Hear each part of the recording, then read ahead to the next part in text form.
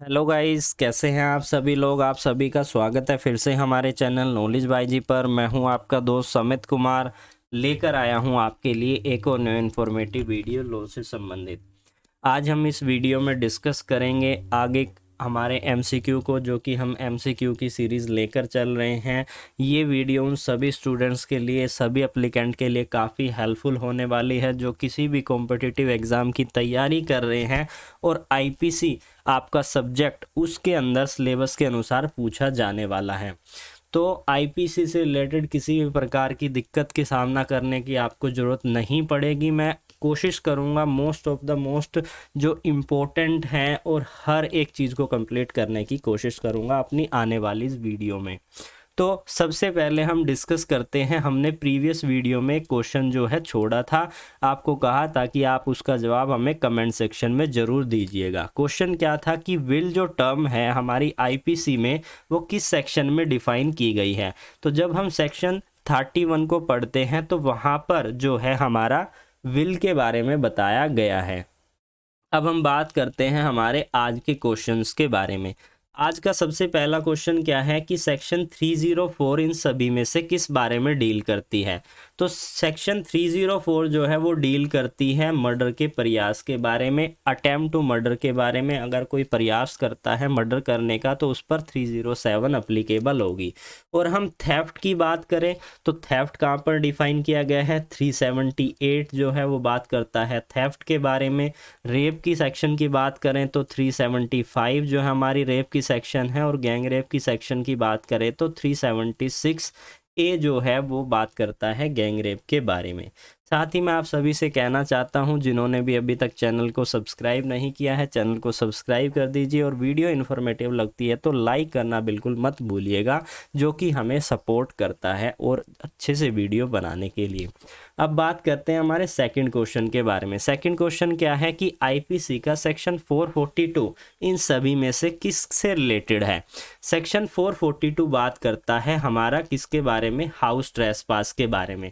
Section 441 में बात की गई है क्रिमिनल ट्रेसपास की, और अगर हम रॉबरी की बात करें तो सेक्शन 390 इस बारे में बात करती है। अब हम बात करते हैं हमारे अगले क्वेश्चन के बारे में। हमारा अगला क्वेश्चन क्या है कि आईपीसी में सेक्शन 354 जो किस बारे में डील करता है कि जब किसी वुमेन पर असोल्ट किया जाता है, क्रिमिनल फोर्स का इस्तेमाल किया जाता है उसकी मोडालिसिटी को आउटरेज करने के लिए, तो उस केसेस में उसे कितनी पनिशमेंट दी जाएगी। तो उसे पनिशमेंट दी जाएगी जो कम से कम कितनी होगी, 1 साल होगी, और वो ज़्यादा से ज़्यादा कितनी हो सकती है, वो ज़्यादा से ज़्यादा जो है 5 साल तक की इसमें आपको सज़ा दी जा सकती है। अब हम बात करते हैं हमारे अगले क्वेश्चन के बारे में। यहाँ पर 2 स्टेटमेंट दी गई है, आपको बताना है कौन सी स्टेटमेंट सही है, कौन सी गलत है, या दोनों सही है। पहली स्टेटमेंट को पढ़ते हैं कि एक 6 साल का लड़का है, 6 साल का बच्चा है, जो कि क्या करता है, काफ़ी ज़्यादा अलॉट ऑफ एक्शंस मूवीज जो है, फिल्म जो है वो देखता है, जिस कारण से वो क्या करता है, एक दिन जो है वो सी जो एक और चाइल्ड है उसको क्या कर देता है, पुश कर देता है या थ्रो कर देता है, यानी धक्का दे देता है। इस तरीके से जो बी चाइल्ड होता है उसको इंजरी आ जाती है। तो क्या ए ने कोई भी अपराध नहीं किया? अगर अपराध नहीं किया तो किसके अनुसार? तो जब हम जर्नल एक्सेप्शन पढ़ते हैं तो वहाँ पर सेक्शन 82 में डिफाइन किया गया है कि 7 साल के अंदर अगर कोई भी बच्चा कोई एक्ट करता है, कोई अपराध करता है, तो वो अपराध नहीं हो गया जर्नल एक्सेप्शन के अंदर। ये बिल्कुल सही है। अब बात करते हैं हमारी सेकंड स्टेटमेंट के बारे में कि ए ने क्या किया, ड्रग दिया पी को बिना उसको इन्फॉर्म किए, मतलब मिला दिया या इस तरीके से उसने ऐसा किया, और इस इन्फ्लुएंस के कारण उसको जैसे ही ड्रग दिया ए ने पी को, उसके अनुसार पी ने क्या कर दिया, पी ने आर को मार दिया, and not knowing what was the happen at the hand, यानी कि उसे पता ही नहीं चला, वो इस तरीके से उसका माइंड घूम गया, इंटॉक्सिकेट हो गया वो। तो इस तरीके के अपराध क्या अपराध नहीं होंगे? बिल्कुल इंटॉक्सिकेशन के अनुसार अगर कोई अपराध किया जाता है तो वो अपराध नहीं होगा। यहाँ पर इंटॉक्सिकेशन की भी बात करें तो वो दो तरीके से हो सकती है, या तो खुद वो इंटॉक्सिकेट हो तब तो वो उस ऑफेंस के लिए लायबल होगा, लेकिन किसी दूसरे के द्वारा वो ऐसा किया जा रहा है जिसमें उसे खुद ही नहीं पता कि किसने ऐसा किया, जिस कारण से ये होता है, ये ऐसा अपराध हो पाया, तो उस केस में वो अपराध नहीं होगा। जर्नल एक्सेप्शन में उसे जो है छूट मिली हुई है। तो इसकी ये दोनों स्टेटमेंट बिल्कुल सही हैं, इसलिए इसका सी जो है बिल्कुल सही जवाब है। अब हम बात करते हैं हमारे अगले प्रश्न के बारे में। हमारा अगला प्रश्न है कि जो इंटॉक्सिकेशन टर्म है आईपीसी में कौन सा सेक्शन है इससे रिलेटेड। तो जब हम सेक्शन 86 को पढ़ते हैं वहाँ पर इंटॉक्सिकेशन की बात की गई है। अब हम बात करते हैं हमारे अगले क्वेश्चन के बारे में कि कंसेंट का डिफेंस अप्लाई होगा किन पर। क्या वो एक प्राइवेट रॉन्ग है, क्या वो पब्लिक रॉन्ग पर अप्लाई होगा, या वो इन दोनों पर अप्लाई होगा, या इन दोनों पर ही नहीं होगा। तो ये जो है हमारा प्राइवेट रॉन्ग पर जो है कंसेंट की डिफेंस जो है वो अप्लाई होगी। अब हम बात करते हैं कि इन दोनों केसेस में जो यहाँ पर ऑप्शन दिए गए हैं उनके अनुसार जो कंसेंट का डिफेंस है वो अवेलेबल नहीं होगा।